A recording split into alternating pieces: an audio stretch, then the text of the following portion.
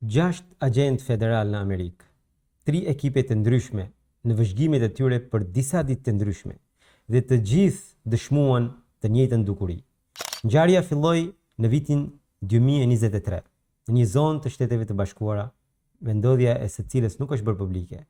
2 agent federal ndodheshin në terren për një operacion të zakonshëm. Deri në mbrëmje asgjë nuk kishte dalë jashtë normales, por më pas vëmendjen e tyre tërhoqi një dritë në qiell. Nuk dukej si avion, as si helikopter. Ishte një objekt i rrumbullakt që lëshonte një dritë të fortë portokalli. Ata mund ta kishin quajtur një rastësi, sikur të mos kishte ndodhur sërish të nesërmën e njëjta gjë. Këtë herë një ekip tjetër pa një sferë të ngjashme portokalli, por në një vend tjetër.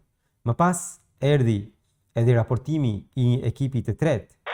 Tashmë nuk bëhej fjalë për një dëshmitar të vetëm, as për një vëzhgim të paqartë. Brenda 2 ditësh, 6 agent federal të ndarë në 3 ekipe kishin raportuar të njëjtin objekt të pazakontë. Por pjesa më e çuditshme e dëshmive të tyre nuk ishte vetë sfera portokalli.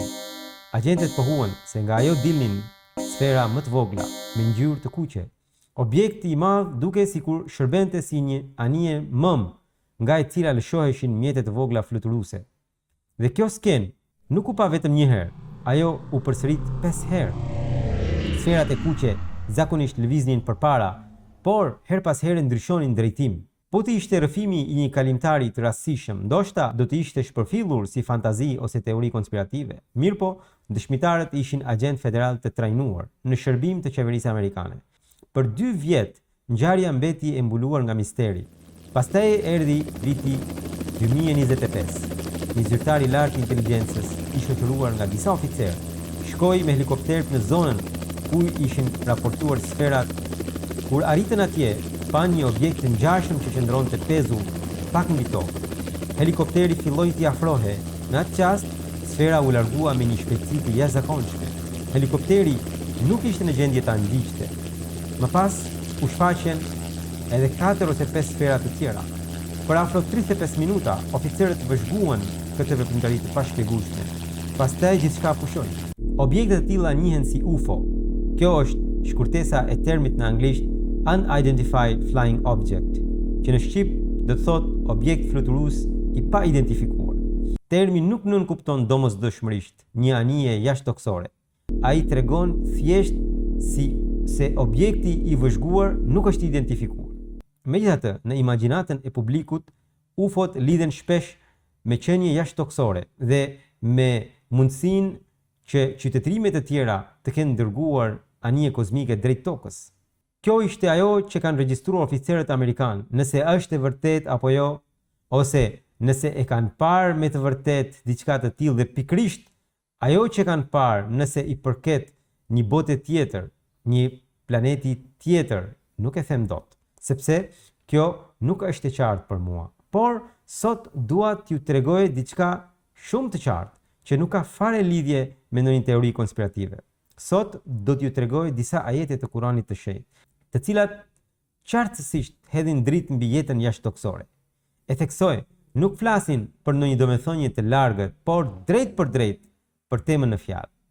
Le të shikojmë 2-3 ajete në lidhje me temën. A'udhu billahi minash shaitanir rajim. Bismillahirrahmanirrahim. Kurani i shenjtë është tërësisht i qartë që jeta nuk është vetëm në këtë planet. Shikoni çfarë thot ky varg i Kuranit. Allahu është ai që krijoi 7 qije dhe po aq edhe toka. Urdhri i tij, pra urdhri i Allahut, zbret në to, që ju të dini që Allahu është i plotfuqishëm për çdo gjë dhe se Allahu ka rrethuar çdo gjë me dije. Ka edhe një shpjegim tepër interesant të këtij vargu, të këtij ajeti, ju mund ta lexoni më vonë. Pra, sipas këtij ajeti, toka si ky planet ku banojmë ne si njerëzimi, ka edhe të tjera ku zbret frymëzimi i Zotit. Pra, ka shumë toka të tjera si kjo tokë që jetojmë. Numri 7 që përmendet te ky ajet, pra ku thot se ka 7 qije dhe ka edhe 7 toka të tilla, në arabisht nuk nënkupton vetëm 7. Në frazeologjinë arabe, 7, 70, 700, 7.000, 70.000 e me radhë, kanë edhe kuptimin e përsëritjes, kanë kuptimin jo vetëm të atij numri, por të një sasie të madhe. Kanë edhe kuptimin e përsëritjes, siç përsëriten 7 ditët e javës. Pra, sipas këtij ajeti, ka plot planete të tjera në univers ku jo vetëm që ka jetë, por ka edhe frymëzim prej Zotit. Në një ajet tjetër të Kuranit, shikojmë përsëri pra tek faqja e Kuranit, tek ajeti, pra te surja 42 te ajeti 30, shikoni se me çfarë qartësie ky thot. Prej shenjave të tij, thot, prej shenjave të Zotit janë edhe krijimi i qiejve dhe i tokës, si dhe gjithçka prej gjallësave që ai i përhapi në to. Pra, wa ma batha fihima, pra në to, edhe në tokë, por edhe në qiejt që janë përmendur. Kur Kurani flet në shumës për qiejt, bëhet fjalë për gjithë universin. Pra, ky ajet qartazi pohon që Allahu ka krijuar gjallësa edhe në pjesë të tjera të universit dhe jo vetëm në tokë. Edhe diçka tjetër që këtu fjala arabe është dabba që vjen në këtë ajet e që kemi përkthyer si gjallës.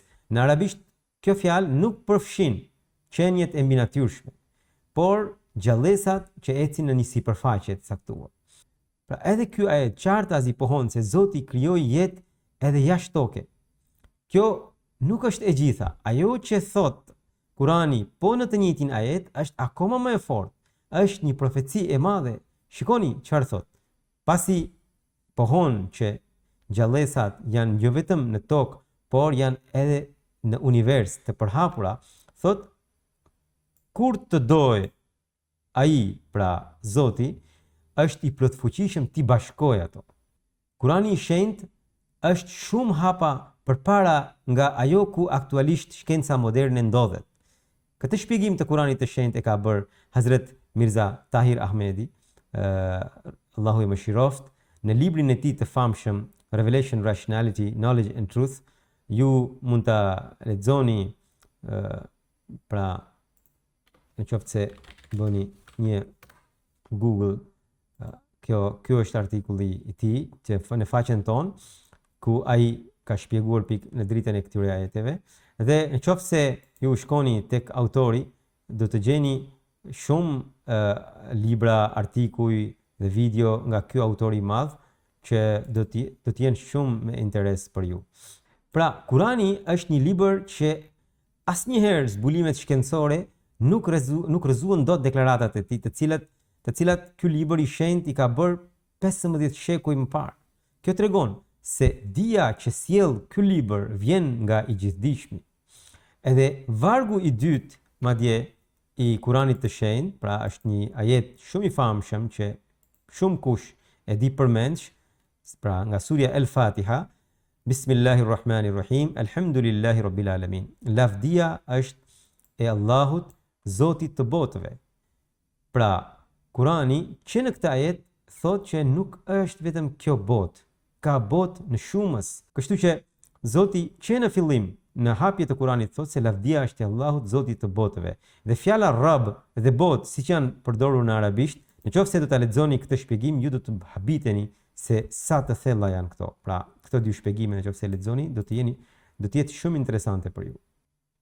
Edhe themeluesi i xhamatit musliman Ahmedia në librin e tij të famshëm Filozofia e mësimeve të Islamit, pra është ky libër, Filozofia e mësimeve të Islamit, libër i jashtëzakonshëm, është e gjeni edhe në PDF, edhe i postuar të gjithë kapitujt e këtij libri. Tek kapitulli Cilësitë e Zotit të Madhërisëm, shikoni që më shumë se pra ky libër është shkruar në vitin 1896, më shumë se 100 vite përpara. Dhe në atë kohë, duke shpjeguar një ajet të Kuranit, që është ky yusabbihu lahu ma fi samawati wal ardi wa huwa al azizul hakim, që do të thotë është ky ajet që atë, pra Allahun, Zotin, e lartëson gjithçka që është në qiej e në tokë dhe ai është mbizotruesi i urti. Pra gjithçka që është në qiej e në tokë e lartëson Zotin, përmend lartësinë e tij. Dhe duke shpjeguar pikërisht këtë ajet, themeluesi i xhamatit musliman Ahmedia, Hazrat Mirza Ghulam Ahmed, Imam Mehdiu alayhis salam, 100 vjet përpara e shpjegon që edhe popujt e qiellit e përkujtojnë atë me nderim, pra Zotin me nderim, edhe popujt e tokës. Ky ajet na jep shenjë që ka popuj edhe në trupa të tjerë qiellor dhe se edhe ata janë të obliguar të zbatojnë udhëzimet e Zotit. Pra, siç tham në dritën e ajeteve të tjera, që jo vetëm sipas Kuranit, jo jashtë toke, jo vetëm ka jetë, por edhe atje ka frymëzim prej Zotit të Madhërisht. Të njëjtën gjë e ka pohuar përsëri në dritën e Kuranit themeluesi i xhamatit musliman Ahmedia më shumë se 100 vjet përpara.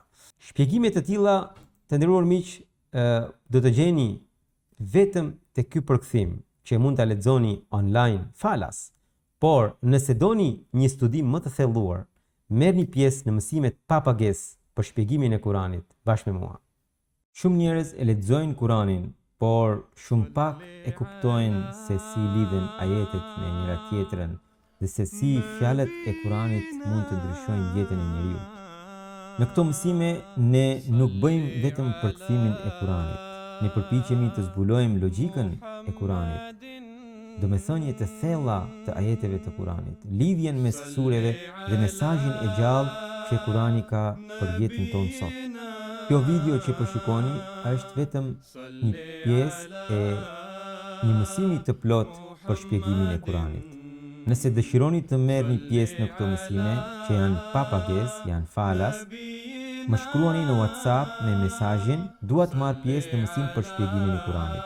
Numri WhatsApp është në ekran.